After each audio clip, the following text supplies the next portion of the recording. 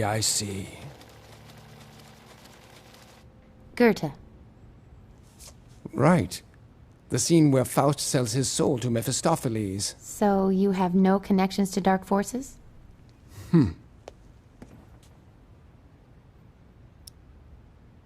I often find myself quoting Faust. He thinks as I do. We are both ready to give everything we have for nature's secrets. Because of this, when I am reading Faust, it helps me to think.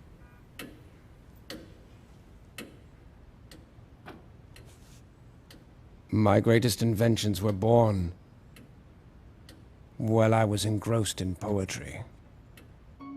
In 1915, the Nobel Committee even wanted to give me the Nobel Prize in Physics, but I refused it. The reason? They wanted me to share it with Edison. I must admit, to his credit, Edison did the same. However, I couldn't refuse the gold medal of Edison given to me by the Institute of Engineers and Electrical Technicians. But the very sound of the name Edison annoyed me. So I cut the medal in half and used the gold to pay 2 of my secretaries for their work. Can I take the dishes and clean the room now? Take the dishes away, and leave us immediately. I can't stand earrings, especially pearls.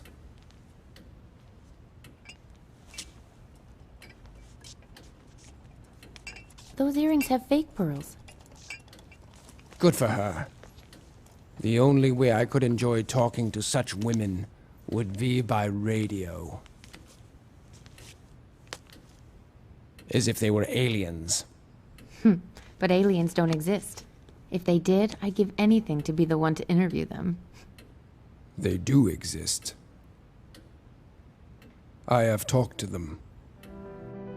In the first quarter of this century, everybody went mad because of the popularity of a new medium, radio. People with money to invest didn't want to talk about anything except that damned radio. I thought the idea of radio was old news and did not want to take part in any of their revelry. But in 1926, the heirs of Colonel Astor asked me to rework the radio transmitter to improve the quality of radio communications. I agreed, only for the sake of my old friend. While testing my equipment, I suddenly caught mysterious signals that were generated by some kind of technology. According to my calculations, they were sent from Mars, with a probability of 94%. But it happened only once. Perhaps it was because Mars was closer to the Earth than it had been in several thousand years. The signals stopped, and I could never prove that I had really caught the radio signals from Mars. But my contact with Mars had become the talk of the town. H.G. Wells mentioned my experience in his novel, The First Men on the Moon. There is definitely someone out there. Someone who wants to meet us just as we want to meet them. I believe someday we will meet them, creatures that can overcome the stellar abyss. We could learn so much from them. Unless, of course, they rip our guts out first. All of us are predators in this universe. You, me, the cat. Is that cat yours? Cats don't belong to anyone. That's why I love them. They produce electricity out of thin air, like I do.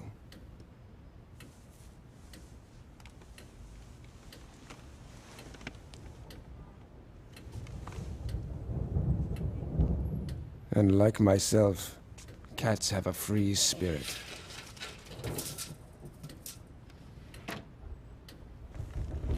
Here's a storm. So aren't you afraid? Me, afraid of the storm? Once when I was a child, there was a terrible electrical storm. A tree next to me was struck by lightning. I felt as if the electricity was passing through me, but I didn't feel that it was hurting me. That's why I feel like I'm part of the storm when it arrives. I don't need a generator to produce power. I understand the greatest mysteries of existence. I can control the energy of the universe. I possess that kind of power.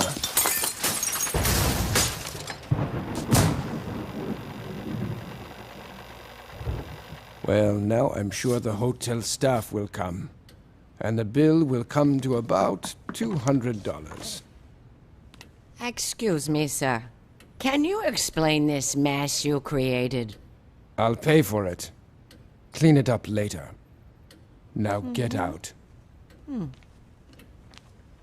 Luckily, poverty doesn't threaten me anymore. I am the honorary director of the Belgrade Scientific Research Institute. They give me a fixed salary. The motherland helps. As I told you, I can foresee the future, and I will now make a prediction. You'll see one day money will love me so much that my face will appear on banknotes. You mean your face would be on money? Like Franklin, Lincoln, and Washington? I know it will. We've spoken enough of this. Now tell me about the future. You promised. Of course. But you must comprehend that the future begins right now. It should be common knowledge that corporations are buying advanced inventions and then putting them under wraps in order to have a monopoly on technology in this world. In spite of that, these inventions will slowly make their way into our world. Electric motors will replace internal combustion engines. People will talk across great distances using personal radios. Electronic calculation devices will be carried in a suitcase. There will even be a unified information system throughout the world. It will be possible to send any information wirelessly anywhere. And energy too. Imagine this if you can. We will be able to send electricity wirelessly to the remotest areas on Earth. Another startling development will be the creation of artificial intelligence helping humans in their activities, but it will also be used as a weapon capable of manipulating people. The military will use microwaves of energy to disable communications and incapacitate the electronic devices of their enemy.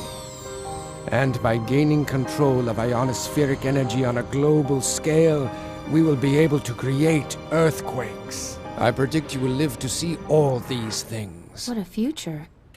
A terrible and great time is waiting for us. For you, but I won't see it. My time is short.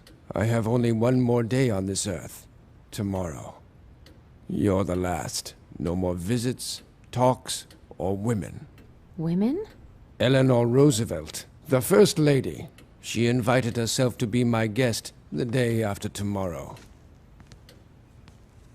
Unfortunately, Mrs. Roosevelt was so persistent that I couldn't refuse her without causing a public scandal. That is why my departing will solve the situation perfectly. In fact, that's why I agreed to meet you.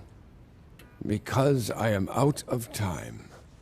But now that the story has been told, it is time for you to leave. But, sir, we haven't... I wish I could tell you much more about my many developments.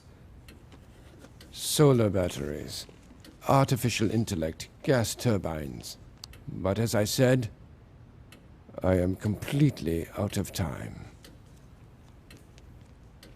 We will never meet again. No one will ever know to where I've disappeared. But, sir, Not another word. Just go. What a pity. You'll never have the opportunity to use all the things you heard from me.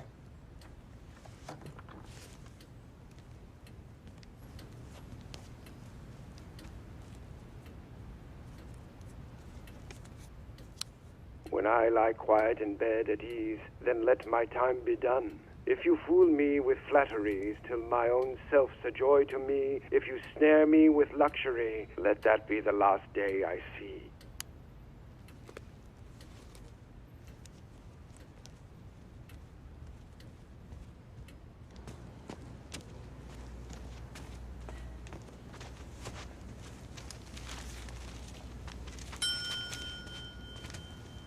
I'll take that tape recorder you have, please.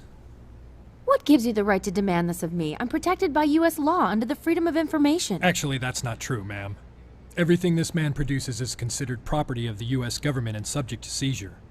So please, don't make things more complicated for yourself.